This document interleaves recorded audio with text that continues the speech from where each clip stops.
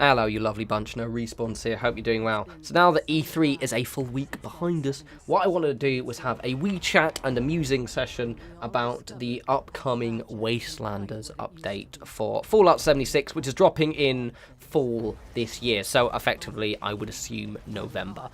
So those of you who didn't watch the E3 showcase and all the trailers, basically alongside the Nuclear Winter update, which has just dropped, or kind of in development sort of dropped, we're getting a completely new main quest, we're getting human NPCs, we're getting choices and consequences, and we're getting new weapons and gear. So this is a massive update that I think very few of us were actually expecting. I definitely wasn't, and I was pleasantly surprised, which is always the best kind of thing about E3, I think.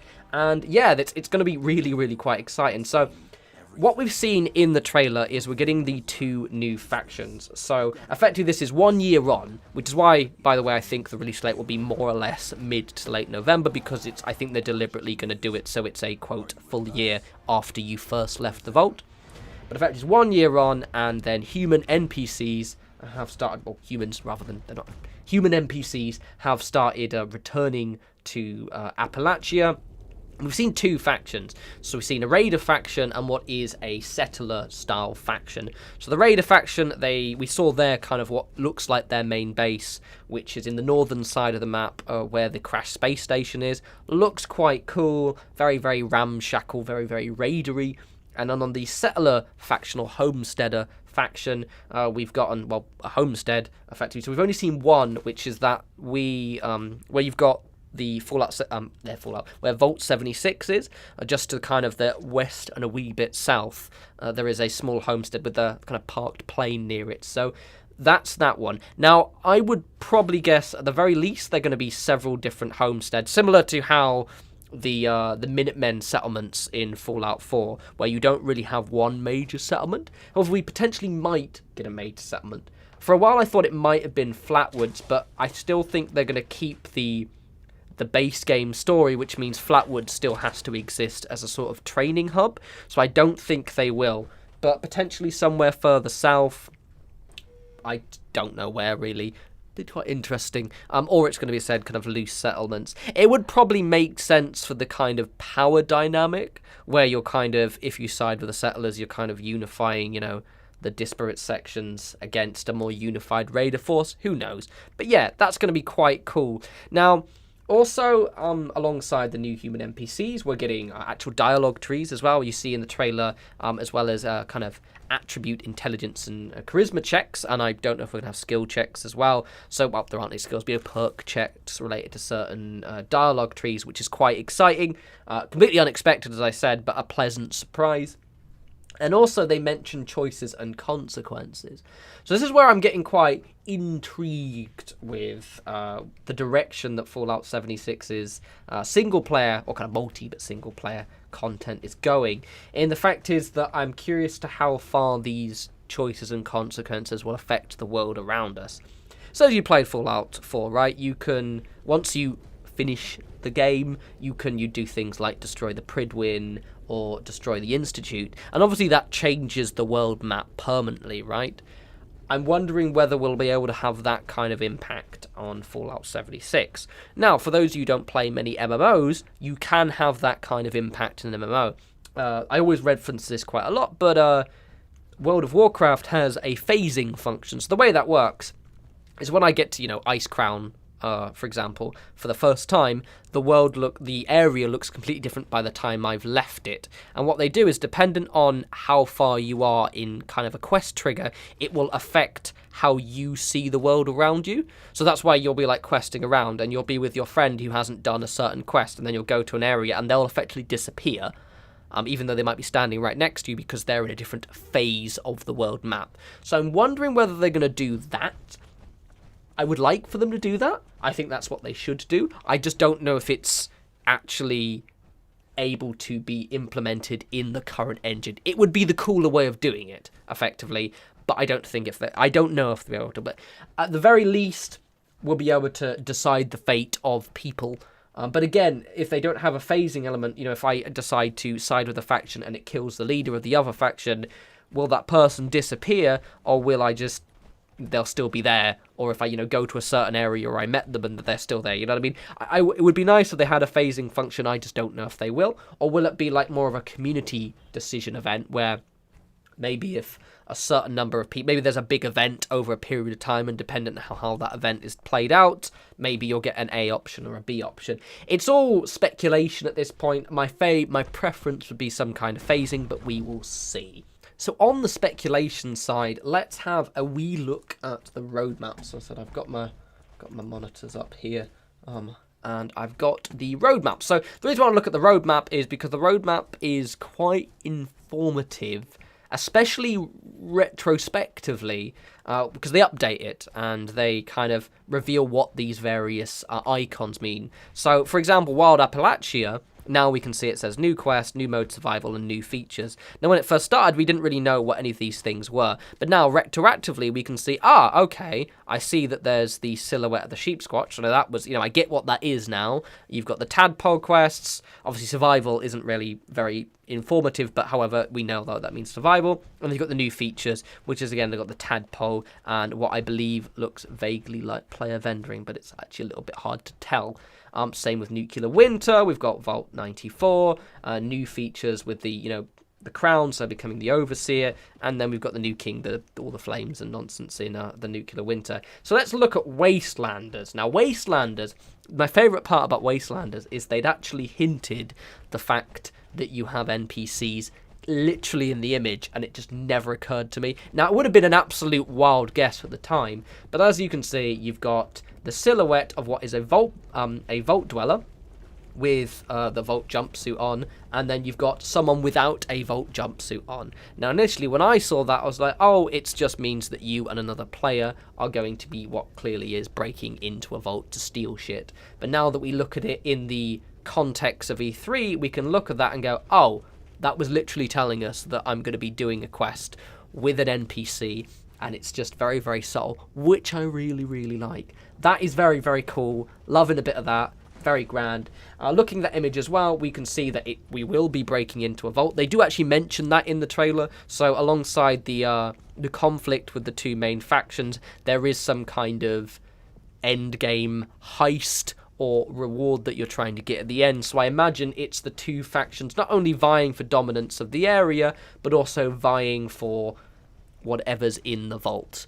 It'll be interesting, because obviously it looks like what it is, gold. I don't know if it's going to be gold. Is it going to be a Fort Knox kind of thing, similar to the Dead Money DLC in New Vegas?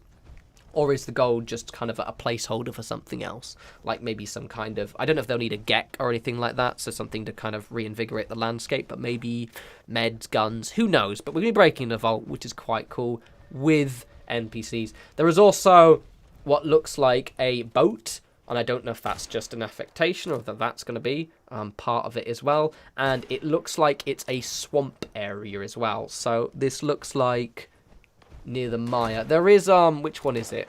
It's Vault 90. Oh, wait, no, Vault. Yeah, Vault 94, I think, which is... no, Vault 93 is the one we're doing the high-level raids, isn't it? So that's going to be in the... I'm clicking over screens, by the way, because I was saying that vault is actually in the Maya, or kind of nearish the Maya. So effectively, I don't know which vault it is. And I don't know if it's going to be kind of blended slightly in with the Nuclear Winter content or not. They've kind of quite distinctly separated them, so we will see. So breaking in a vault. But the more interesting thing, outside of that, is the three things underneath. So we're getting a new main quest, new events, and new features. Right, I'm going to do the boring one first, which is the new event. Not boring. Events are cool, right? But I imagine there'll just be loads of new events. So, for example, the Octos Farmer stuff, Sheep Swat stuff, that kind of thing. The only slight hint here is...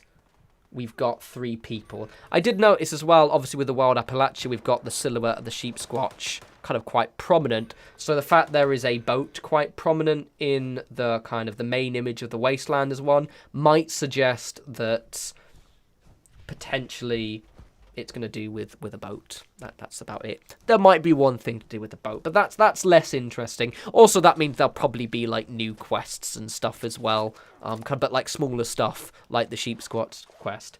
So we got the new quest as well. I mean, I'm looking at the image right now. It looks like there's kind of barbed wire poles, and I'm actually just literally just zooming in on my computer. There is a barbed wire pole with something around it, but I mean, to be honest, that could mean anything. However, the more interesting one is the new features. Davey likes a bit of new features. New features are grand, and this is a feature I'm quite excited about. So, I can take a hazard guess, and the fact is, because they're giving us human NPCs, I bet you are getting companions. And at first, when I first saw this, because obviously we've seen that silhouette of the guy waving and what is clearly a robot, I thought it was just like, oh yeah, you know, like Automatron DLC, and we're going to have robots guarding our base. Because that function already exists within the game anyway, just with tamed creatures. So I would almost guarantee you we're getting robot guards, right? Similar to turrets that just wander around. I hope they fix it a little bit so you can be passive so people just can't go over and destroy them, because that'd be quite nice. Because currently with tamed creatures, people can, you know, murder them, which because tamed creatures are quite an investment of time and luck, it's a bit disappointing when they get murdered. However, so I hope we can make them completely passive. We just don't want to get, you know, meleeed. But also, because the fact there are NPCs in the game now that you can interact with, I wouldn't be surprised if we're actually getting actual fully fledged companions. However, I bet you they're not named companions. So what I mean by that is a robot companion, more generic, that's, you know, like responder robot, a unnamed raider, that kind of stuff. Now, the reason why I think they'll be unnamed is because I think it would just break the immersion in the game if, you know, for example, you know, everyone had a Hancock NPC kind of thing walking around, like a named specific person walking around with them all the time, because it means that you'd be wandering around with your version of that person, and it would be a little bit weird. So I imagine it'll be more kind of like an unnamed, you know, like a Protectron. You might even be able to name them yourself. That would be quite cool. But yeah, I think we're getting companions. I just don't think we're getting named companions. But I'm quite happy with just companions themselves. Also, just kind of like a little wish list for myself. I hope there's a little bit more agency on our side in terms of how we gain these companions, especially the robots. This little thing that always not bothered me, but I was like, oh, it would be more fun. In Automatron in Fallout 4, which is one of my favourite DLCs, even though it's tiny, is the fact that you do get to build robots. But I always wished we didn't just build them. I wished we kind of tamed them. So obviously in Fallout 76, you have to tame a creature to send it back to your camp, right? I kind of hope with the robots, we have to do that. I don't want to be able to just slop down a robot workbench and have to build one. I want to have to go out and find a robot. That would be very cool, and I think it would enable them to get around the named robot issue. So for example, I can know that a cool robot type spawns in this specific area, say the ash heap constructor robots, and I actually go down, make it unconscious or tame it, quote, or however, you know, using a robot hacking skill, and then bring it back. It would just add a little bit more history and a bit more of a story with my companion outside of, you know, just kind of building it, because that's a bit boring. I also, again, hope they respawn, or at least, you know, they go unconscious and you can kind of revive them, as opposed to just being something that gets murdered. And obviously, as well, as they mentioned, you're going to be getting new weapons and gear and all that jazz. So that's pretty cool. Finally, as well as obviously continuing with the theme they've been doing quite well, they did with the Fashnak events, we're probably getting seasonal events. I don't know which ones. If I had to guess, Halloween, Thanksgiving, Christmas. I would be surprised if they didn't do Thanksgiving, just because it's, you know, obviously an American company and it's set in America, so I imagine Thanksgiving, not very big for us people in Europe, massive for the people in the States. And Halloween would just be cool, and also there are Halloween decorations pre-existing already. And, you know, Christmas, why not? I mean, they did do, like, Christmas stuff in the store. I kind of hope they do an actual Christmas event. But I'd put money on a Halloween and a Thanksgiving event, and if I had to pick one or the other, I'd pick an actual event around Thanksgiving.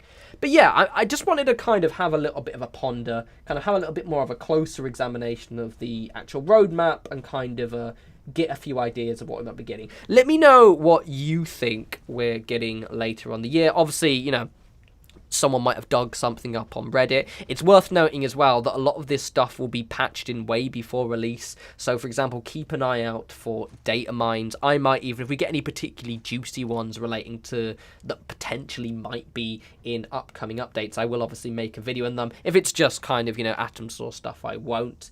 And if you have any kind of, I said, a wish list of things you'd like to see, let me know. Bear in mind with your wish lists, think about the game engine. So I mentioned the other day, and I've seen this mentioned quite a few times, is, I'd love to put a dual wield stuff.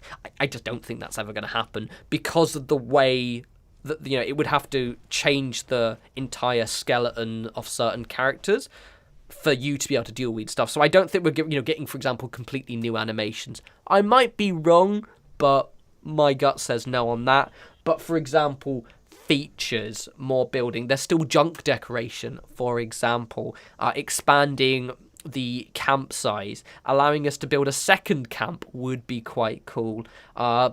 Multiplayer, actual player settlements where people get to build stuff together. Guilds is another good big one, which is curiously missing from that. Might actually tie in with the faction stuff, who knows.